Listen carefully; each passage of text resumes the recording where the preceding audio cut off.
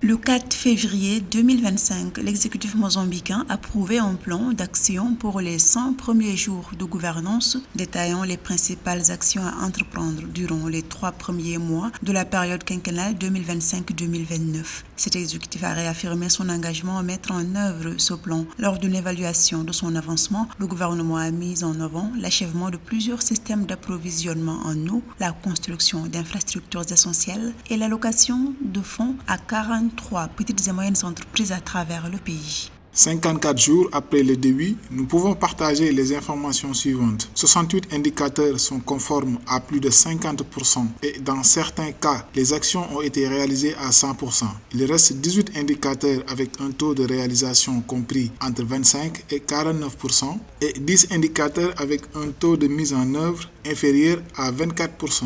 Le plan d'action de gouvernance de 100 jours du Mozambique a pour objectif d'améliorer directement le bien-être de ses citoyens. Il se focalise sur des réformes essentielles dans les domaines de la santé, de l'éducation, des infrastructures, de la justice, de l'agriculture, de la croissance économique, ainsi que sur la mobilisation et la gestion des ressources naturelles.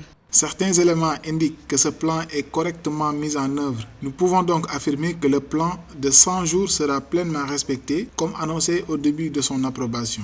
Sous la direction de Daniel Chapo, le gouvernement mozambicain a mis en place 77 actions prioritaires au cours des 100 premiers jours de son mandat, avec pour objectif de les concrétiser d'ici le 30 avril 2025. Parmi ces initiatives figure la création d'un fonds de relance économique visant à revitaliser l'économie du pays gravement affectée par les manifestations post-électorales. À cet égard, le gouvernement a déjà levé 157,3 millions de dollars pour soutenir les entreprises impactées par ces événements.